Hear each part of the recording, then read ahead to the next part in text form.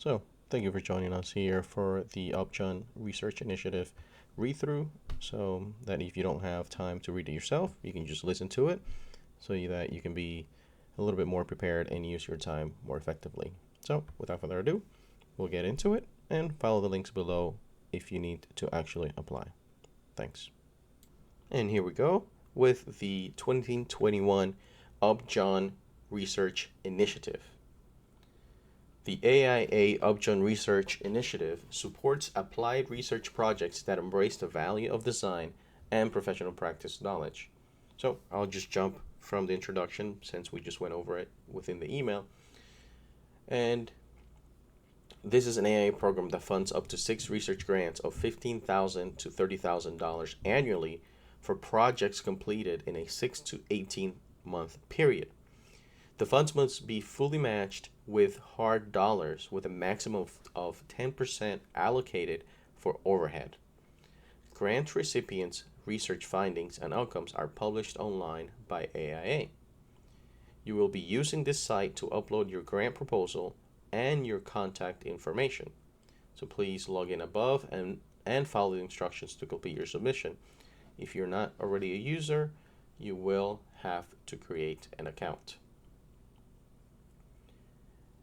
The 2021 grants should be relevant and applicable to practicing architects.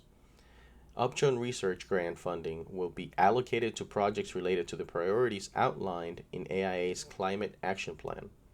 These include a drive towards sustainable design that helps mitigate or adapt to climate change. More specifically, research projects must address one or more of the following areas: distributed energy and grid integrated buildings, regenerative design, i.e. projects that lead to improvement of the ecosystem, creating resilient and equitable system, circular building economy, i.e. for example, materials market, temporary and transitional housing models, improving equity through adaptation of spaces or neighborhoods, water resilience and equity, for example, equitable access to water systems, water system resilience, carbon impacts of water systems. The submission details is that you need a project title, an abstract of 250 words maximum, which include the project concept and brief description of methodology, a budget, a summary of projected outcomes of 300 word maximum, which includes a brief description of how the project would help mitigate or adapt to climate change, i.e. how the project aligns with this year's theme. A client's acknowledgement, clients and acknowledged communities served, 250 word maximum. The approach to collaboration and partnership, which is 250 word maximum. Images are optional. And principal investigators with institutional affiliations and contact information. And the contact information for 3 references. You may omit any identifying information from the title, descriptive text, budget, and the optional images, including file properties in optional images, before you submit for the blind review process. Criteria and selection. Given their role in helping establish the program, the jury panel is comprised of 7 professionals from the AIA Board Knowledge Committee and the AIA College of Fellows.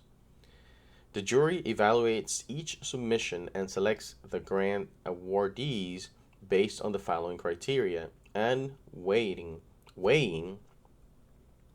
So please consider these when preparing your application. And the criteria are 5 of them. So the first one is a demonstration that the research enhances the value of design and or professional practice knowledge, which is 30%. Innovation, 25%. Evidence of collaboration and partnership, 20%. Validity of research method, 15%. strength of projected outcomes related to alignment with the theme, which is 10%. The following dates are important. The submission deadline is September 1st, 2021 by 5 p.m. Pacific. Notifications to applicants will be done by November 1st, 2021. And the verification of matching funds and agreement should be done by November 22nd, 2021. Excuse me about that. There is no submission fee. And we'll just go over some frequently asked questions. Are applicants from outside the United States eligible to apply and receive funding? The answer is that international applicants are eligible to submit funds for grant recipients. Grant recipients will be dispersed in US dollars, and submissions are reviewed in English. The question is, may an applicant submit more than one proposal? The answer is yes. The next question is, may an applicant be involved in more than one submission? The answer is also yes. The next question is, may an applicant have received funding from Upjohn's grants in previous cycles? And the answer to that is yes. The following are encouraged: new projects, related but distinct previously funded projects, and unfunded projects from prior Upjohn grant applications. The AIA will determine whether a project previously funded through the Upjohn program is eligible. If applicable, please fill out Task 6, which is the optional for previous recipients of an Upjohn grant only. And I'm sure you would be able to find that within the application itself. So the next question is, what are the matching funds requirements? The answer is, when grant recipients are selected, recipients are required to submit verification or documentation of matching hard dollar funds as part of the agreement process prior to disbursement of funds. The grant agreement, to be signed by the grant recipient, will have space for noting the dollar amount of matching funds and the source or sources. The match funds amount cannot include waiving of or paying off fringe benefits, i.e. overhead, cost recovery, department administrative support, or any other accounting term or principle that applies other than a direct outlay of funds paid by the grant recipient. Question: would in-kind instrumentation be considered a source of matching funds? The answer is no. And the last question is there any further guidance on submittal? And the answer is yes, there is further guidance, and it is as follows. Be mindful and intentional about how the outcomes related to the theme versus modifying the description to fit the theme. Okay? The next one is avoid unnecessary jargon and acronyms. They distract from conveying the importance of the work. If acronyms are essential, please spell them out in their first occurrence. The next thing is that you must communicate, or you should communicate within the budget. Communicate within the budget section how the grant funds would be used to accomplish the intended objectives. You should avoid overly generalized budgets. Juries look for specific details when making allocations. Be specific with detail about the project in order to add credibility to the proposal. It is a blind review, but detailed project methodologies, metrics, outcomes, and processes will help the project be viewed as well prepared and credible. You should also be clear and substantive about the collaborative aspects of the project. Do not state the names of partners. This is a blind review, but on how you would work together and the kind of stakeholders involved and or benefiting. You should also consider and articulate both the immediacy and the longevity of the impact of the work. It is encouraged that you should demonstrate the universality of your proposal.